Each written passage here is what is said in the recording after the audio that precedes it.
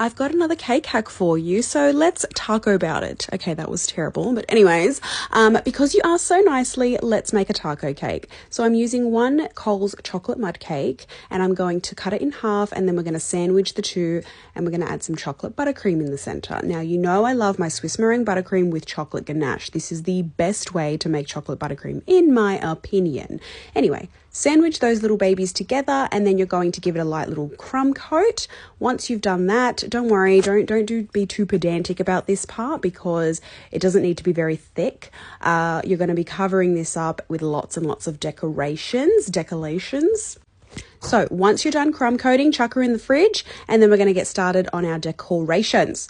I'm going to use a little bit of fondant here that I colored with some sand coloring, Color Mill brand, and I added some crushed Oreo crumbs because I wanted it to look authentic. I wanted it to have, you know, all the little bits and pieces and make it kind of look like it's got some spices and herbs and it's been cooked. I'm going to just roll that with some corn flour, never icing sugar, okay? Always corn flour. It's just better, okay? I'm going to use a board and I'm going to cut this out. Now, it's going to look like the taco bread is humongous and much bigger than the cake. That's okay because we actually want to make sure that we can add in more filling. Now, you can also make your cakes bigger if you wanted to in diameter, but for the purpose of this demonstration, okay, we're using a cake hack, so this is what we have. Anyway, you're going to add the little cake on top of the circle, and then you're going to push it up into a taco shape. It should be pretty easy to move around because I should mention, I also left my fondant to kind of set for a little bit for about 10 to 15 minutes, and it can help you so it's not too soft. I'm going to use some rice bubbles, specifically the Cocoa Pops, and I'm going to add in some jelly beans to kind of look like beans as well, because obviously, and I actually melted down some of my buttercream and I just poured that into there so it could be extra chocolatey. I'm working on my guacamole at the moment, so I'm using some buttercream. The food coloring that I'm using is a bit of yellow and an actual food coloring by Americolor called Avocado. I added a little bit of whitener to the white buttercream just to make the sour cream. And then how cute is this? I just had to add, you know, some tomatoes and onion to my guacamole because I love that. But really I used red licorice and some purple jelly beans that I cut into little pieces. And of course some pepper, aka Oreo crumbs. I'm going to add in all of our beautiful taco meat to the taco itself. I ended up using, I can't even remember how much rice bubbles, Cocoa Pops, whatever. But I used quite a bit, okay? I'm going to go in with my hands because the spoon just wasn't cutting it. Sorry, it wasn't working. Try to get some of those little black beans on top just so that it kind of, you know, is giving the illusion, oh, this taco's coming to life, but it kind of looked a bit dead, okay? So I was like, you know what? Let me just give it a bit of a wash with some yellow food coloring and a bit of rose spirit.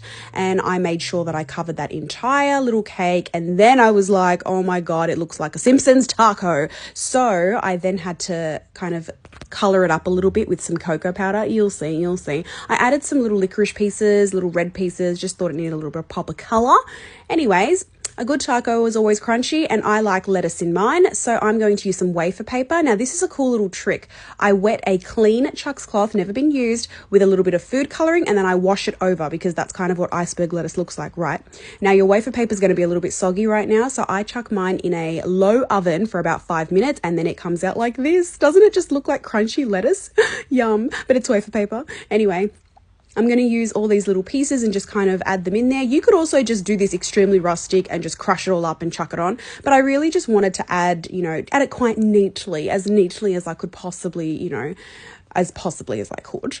I'm going to add in some lettuce all over. It's starting to come to life.